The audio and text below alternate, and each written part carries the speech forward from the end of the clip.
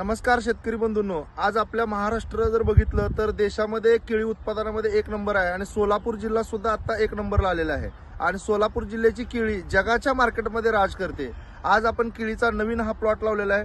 डोंगरे साहेबांचा पूर्ण परिचय जाणून घेऊ। नमस्कार डोंगरे साहेब। नमस्कार। आपला पूर्ण परिचय द्या। श्रीकांत दत्तात्रय डोंगरे, राहणार वाडाचीवाडी, तालुका मोहोळ, जिल्हा सोलापूर। हे किती झाडाचा प्लॉट आहे?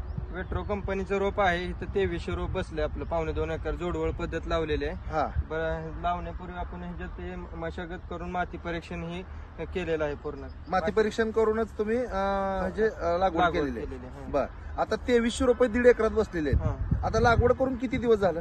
लागवड करून 1 नोव्हेंबरची लागवड आहे। आज बरोबर 4 डिसेंबर तारीख आहे। आज 34वा दिवस आहे। तर ह्याची ग्रोथ वगैरे बघता आपण दाखवताय का जरा ग्रोथ वगैरे? म्हणजे 1 महिना झालेला आहे। 1 महिन्यात ग्रोथ वगैरे कशी वाटते? प्रत्येक किती पानं आलेत आता? आता 8-9 पानं 8-9 पानं आलेत। बरं, ह्याला काय फवारण्या डोस आळवण्या केल्या तुम्ही? आळवणी ह्याला आपलं बायोफीड कंपनीचं व्हायरस साठी वरण हे मारलं होतं, अँटीव्हायरल, आणि स्टीमरीची ड्रिचिंग झालेली आहे। एनपीके शेत एक ड्रिचिंग झालेली आहे आणि परत आळीसाठी लार्विसाइड ही घेतलेलं आहे। म्हणजे तुम्ही सगळे जैविक औषध वापरले आणि स्टिकरला आपण बायो हे वापरले। आता 1 महिन्याच्या मानानं इथं तुटाळ वगैरे किती झाली? एक पण तुटाळ नाही। एक तुटाळ नाही? 2300 झाडामध्ये 1 तुटाळ नाही? बरं, सगळी झाडं एकसारखी दिसते, वाढ चांगली आहे चेअरमन? कारण बऱ्याच शेतकऱ्यांची समस्या आहे, थंडी वाढल्यामुळे तुटाळ झाली किंवा व्यवस्थित थंडी नसती तर अजून एवढी वाटली असती। म्हणजे थंडी भरपूर होती, तरी सुद्धा झाडाचं वाढ आता सुरुवात झालेली आहे।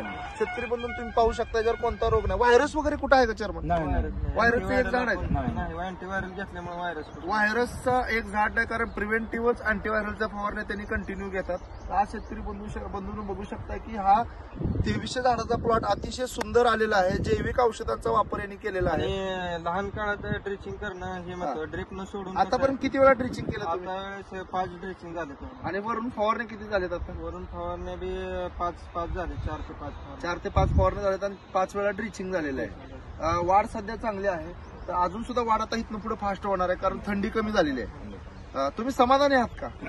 इतर केळी उत्पादक शेतकऱ्यांना काय सल्ला द्यायचा? त्यांनी जैविक वापरावं, असे आपले म्हणजे रासायनिक पासून थोडं दूर होऊन जैविक पण वापर केला पाहिजे। जैविकचं कसं आहे, साईड इफेक्ट काय नाही। आणि ही 1 नंबर ग्रोथ, आणि आम्हाला हे चांगलं वाटलं जैविक वापर। बायोफीड कंपनीचं आपण वापरावं की सर्व शेतकरी। चेअरमन साहेबांनी सुद्धा ह्या वर्षी ह्या सरासरी 40 किलो घड काढायचं टार्गेट ठेवलेलं आहे। याच्या खाली तर यायचंच नाही। आपलं बॉक्स पॅकिंगला जायचं तर क्वालिटीची केळी आणायचे टार्गेट। शेणखत सगळं शेणखत असेल, कंपोस्ट खत असेल आणि जैविक खत वापरून म्हणजे सेंद्रिय प्लॉट करायचं। सेंद्रिय प्लॉट। नमस्कार, धन्यवाद।